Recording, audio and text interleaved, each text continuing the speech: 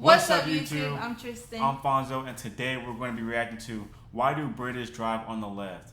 Why? I don't know. Why do they? Well, take a guess. I really don't know. Well, they drive on the other side of the road, so. But why do you think? That makes sense. But I don't know why they would do it anyway. But what if they were the first ones that started driving and we were the ones who changed it? I don't know. Let's see. Alright, we ain't gonna waste too much time though, so let's just get into this video. Make sure y'all like, comment, subscribe. Comment what y'all want us to react to. Let's get it.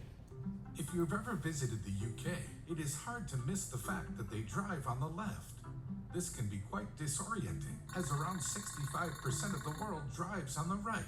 Have you ever wondered why this is? Why did the UK and most of its former colonies choose to drive on the left? The answer is a rather long and complicated one. Let us explain.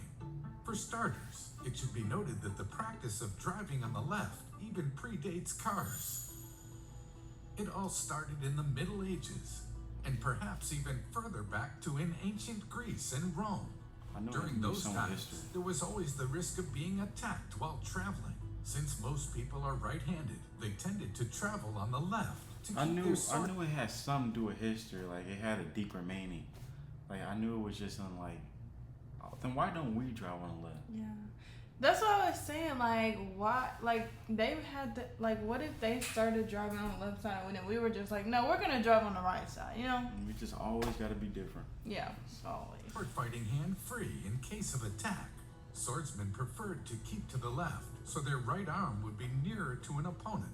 This also reduced the chance of the scabbard hitting other people. It was also safer to mount and dismount towards the side of the road rather than in the middle of traffic. There is some evidence that this practice of riding on the left may have even gone as far as ancient Greece and Rome. And that wasn't the only case of people traveling to the left. For instance, in 1300 AD, Pope Boniface VIII declared that all pilgrims traveling to Rome should keep to the left. So how did people ever switch to the right? Well, it turns out Napoleon preferred to ride on the right, and so did Hitler. In fact, Hitler forced Czechoslovakia and Austria to switch to right-hand driving. However, since Britain resisted both Napoleon and Hitler, the country never switched to the right. One country that did not have to make the switch, however, was America. Although the US likely started out riding on the left, as in England, the country has been driving on the right side of the road since colonial times. At that time, the country saw the use of large wagons that were drawn by several pairs of horses.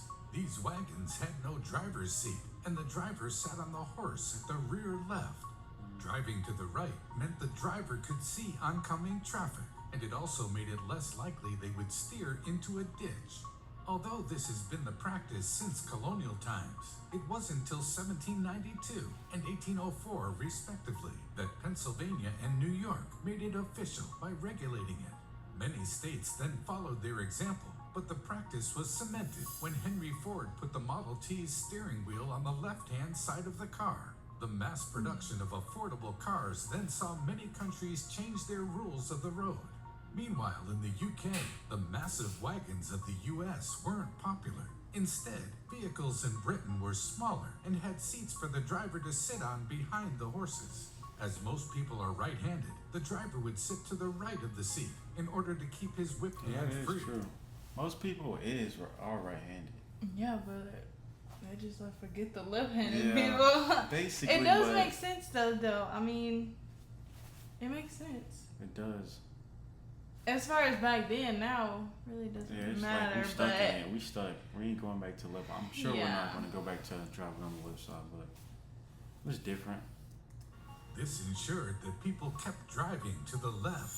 In addition, 18th century London saw the introduction of a traffic law to make all vehicles on London Bridge keep to the left. This was in an effort to reduce collisions. The rule was then incorporated into the Highway Act of 1835 and was later adopted throughout the UK, making left-hand driving mandatory in Britain. Wheels are. The 20th century saw an attempt to harmonize road laws in Europe, leading to a shift in right-hand driving, but that didn't affect the UK. Today, there are around 78 countries and territories that drive on the left. Learn something new every day. Yeah. That's cool, I That's guess. cool. Got its little benefits and perks to it. Yeah. Now we know. When we go there, we're not like, why do y'all do that? We already know. So. Yeah. Well, I hope you guys enjoyed that little video. Make sure y'all like, comment, and subscribe. Tell us what y'all want us to react to. Catch y'all next time.